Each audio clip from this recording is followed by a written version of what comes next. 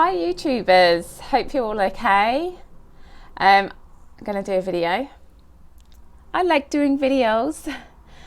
I was looking at this lady yesterday and it's lovely, like when you kind of, when like I'm in a really, really good place within myself and like more clarity comes in how I see things. And so I'm just going to, it was just cool journeyings yesterday, really great journeyings.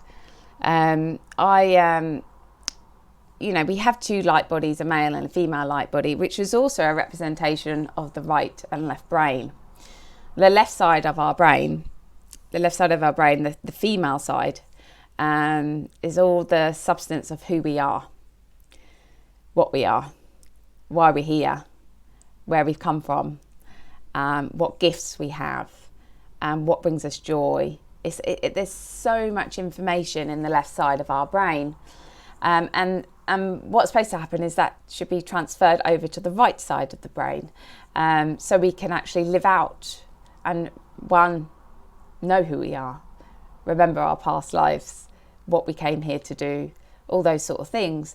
But we come in and we don't know who we are.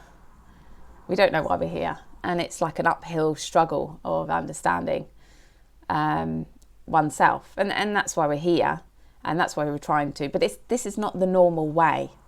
The reason things are like that is because of the splitting of the left and the right brain.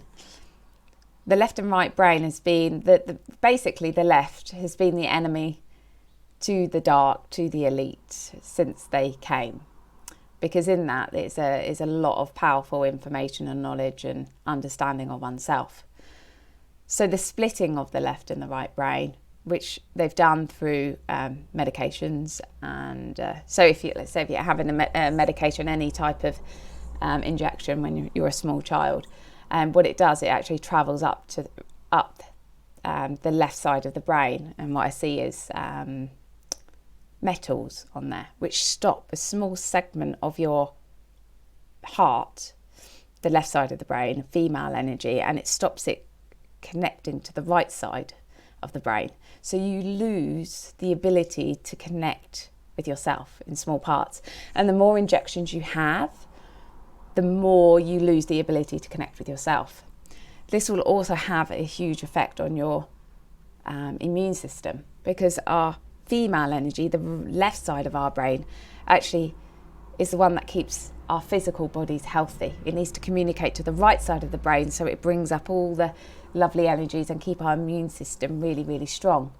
But if we keep attacking it with medication, then we've got lots of metal in our brain which stops the flow of the female energy, the healing energy, to the right side of the brain, and therefore our health deteriorates.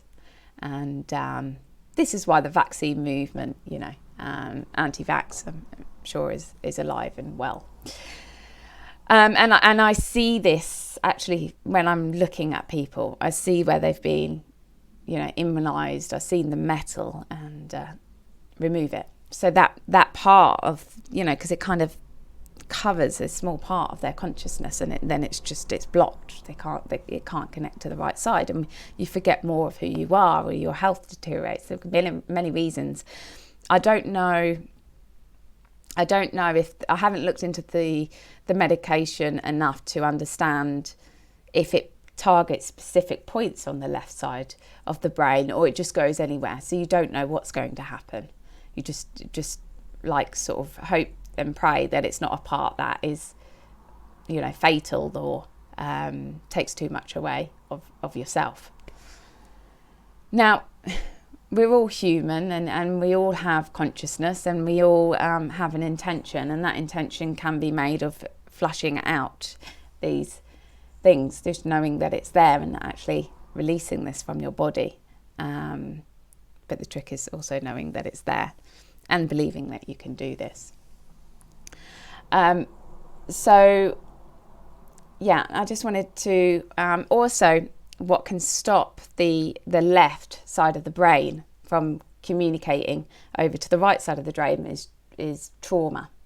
So for instance, I was looking at this lady yesterday, and she had a trauma at 5 years old, And she didn't want to, at 5 years old, she was like, parents weren't listening to her. She couldn't express her emotions because it would have been dampened down. She would have got told off for it. It wouldn't have been a good response. Therefore, she had to hold her emotions in. And I saw that in the middle, the hemisphere of the left and the right brain. I saw that part of that consciousness, that little girl tried to hold all her emotions in, like, I can't let it out. And all this anger, so much anger and so much rage in this little girl that she couldn't express. And what that done from the age of 5, it set off 5 neuron pathways into her brain and set up 5 coping mechanisms to help her deal and suppress that anger even more. So the brain, the right side of the brain is like, right, we've got to suppress the anger. How are we going to do that? Because it's not safe for you to express your anger or express your emotions. So it set off 5 neuron pathways. And the first one was like, right, you're going to get really efficient, become less emotional. You're going to become, inhumane, really, where you don't respond to people's reactions, and you'll respond at a later date, so in a safe place when you're by yourself. So this lady, she struggled with the fact of actually showing her emotions in the now. She would hold it in and then process and then keep all that anger until later on, until she was by herself to like release these emotions. The second neuron pathways, to see if I can remember this all, there was 2 self-harm pathways. One was like an eating disorder, and the other one was where she caused physical pain to her body. So self-harm, but this would also manifest in pain in she wouldn't actually physically harm herself, but she would cause pain in the physical body. So she could concentrate on the physical pain rather than concentrate on the anger. So it was a way of her dealing with the actual anger and the suppression that she started at the age of 5 years old. There was another one, and I can't remember now. So the brain is very clever on the right side of the brain is very clever on getting you to, the brain is there to keep you safe. And if you're not safe as a child, then it has to think of ways how to keep you safe. And unfortunately, a lot of these are dysfunctional ways. And bless them, that's what she was coming out of. So, and what that does was actually, in every trauma that I see, it suppresses something beautiful about that person. Same with the medication. It will suppress a beauty, a gift, the ability to forgive, the ability to know oneself. All these little things, big things, but it can be little things, and then they all make up you and who you are and what you are. And the trauma and medication suppress what we are, who we are. And in order to become ourselves, authentic selves, we need to understand who we are. As part of our journey here, we come in with our consciousness, and then we take on strands of our mum's consciousness and strands of our dad's consciousness, and then we kind of cherry pick, because we're here to evolve. We're here to evolve and to understand ourselves more. And so we may take on bits of our mum, we may take on bits of our dad, and then we'll get rid of this and get rid of that. We start cherry picking around teenage years. But if we don't understand who our mums and dads are, then we can't cherry pick. Or if there's too much trauma in those lines, we don't want to look at mum and dad, then we can't cherry pick, and then we stop the evolution of oneself. This is why it's very, very important when I do work, is that the relationship with mum and dad is understood and healed, and forgiveness, and because a lot of our perceptions as children stay with us all our lives until we look at this and realize, actually, is that correct, is that real? So and what is also so fascinating is that the brain, the light bodies, which is another representation of the brain, and like the spine is like the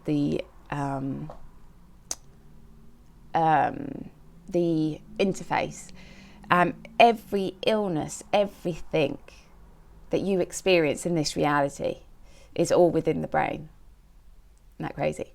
Everything that happens to your body, everything you manifest is actually already in your consciousness, already manifesting. Every illness, so you have an illness, Even if you have an accident, that's actually in the brain. It's like a mind reality, So it's like, I used to, when people go, oh, okay, I've got my hips here, or my I've got something here. It gets projected into the body, but actually it's not the root of the issue. The root of the issue is actually in the brain. If it's a parasite, if it's an implant, it's just a projection of what's actually going on in the brain. So if you just work on the physical body and you don't work on the brain, then it's just going to manifest itself back again. It's absolutely fascinating stuff. I do love what I do. It's just sad that we have to. The sadness is that, especially with the medications and stuff like that, and the unconsciousness that, it's like a child has medication. If that mum isn't believing of that medication, that child will just swoop it up. If you have a medication and you don't want it, you don't need it, there will be a reaction from the consciousness. We'll get rid of it. So depending on how the consciousness is and how aware the consciousness is of, because if you take your natural healing energy is your heart energy, is your female energy. We would not, if we were fully connected, if our left side of the brain was fully connected to the right side of the brain, we would never, ever, ever get ill. Illness would not be a thing in our reality. The only reason illness is a thing in our reality is the disconnection between the left and the right brain.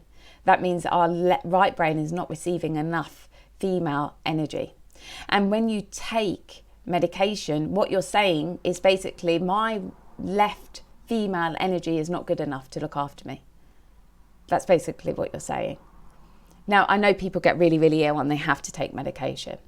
But if you're in a place where you don't have to take medication, if you're in a place where, because a lot of illnesses actually it all comes from an emotional issue.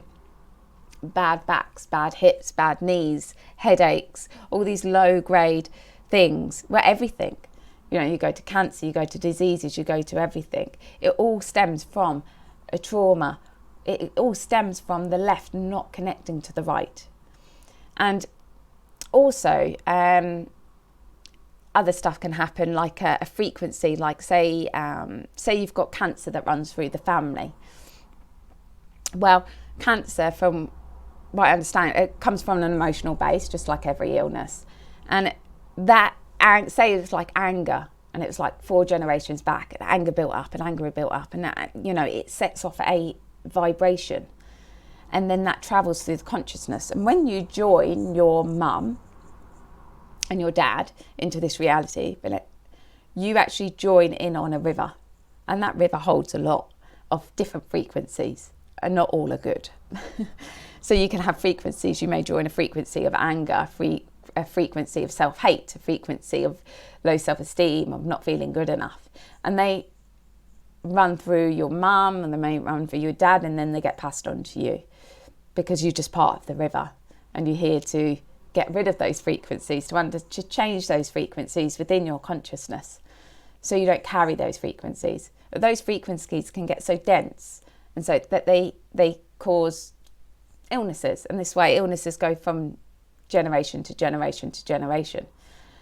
It's because you're carrying the frequency, and it's going back to the root and changing the frequency, and going and changing that frequency within your consciousness. So when they say about genetics, I just got it from my mum and dad. Yeah, but that can be changed. You have the ability to change that. I'm doing I do classes now, so I'm teaching people how to travel, and it's just amazing. I love it. And people, I just had one lady yesterday, and be able to put a huge jigsaw piece to the puzzle, not going to a healer or someone psychic. She did it herself, because she learned how to journey. She learned that she could do this and believed in herself, and she went journeying, and she sent me a lovely text message yesterday. And so she herself is going into her own consciousness, of finding the roots of the issue and changing the frequency of her consciousness. She's taking her power back and understanding herself. And so she can become authentic. She doesn't have all these crappy frequencies in her consciousness. She's changing them. and that's amazing. And yeah, I just wanted to share. And I I suspect they're not going to keep me on here. I think they'll knock me down completely at some point. And it would be lovely to stay in contact. So, and I'm setting up my own platform as well. That's in the process. And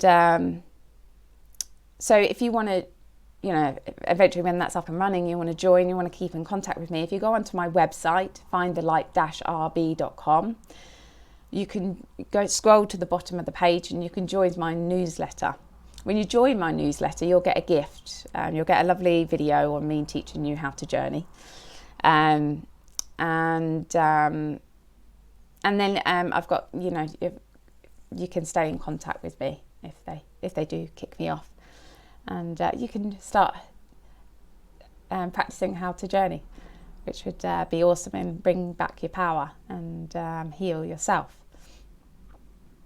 Okay. I think that's enough of me rambling.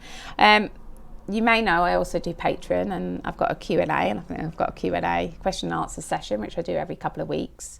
You can, when you go onto my Patreon, you can join that. It's not a lot of money. And people all around the world ask me questions, and I go and journey and just see what either what comes from my consciousness and having a look at other, reality, different states of reality. So welcome to join us for that. Yeah. Okay. It was lovely. Thanks for listening. You take care. Big hugs. Bye.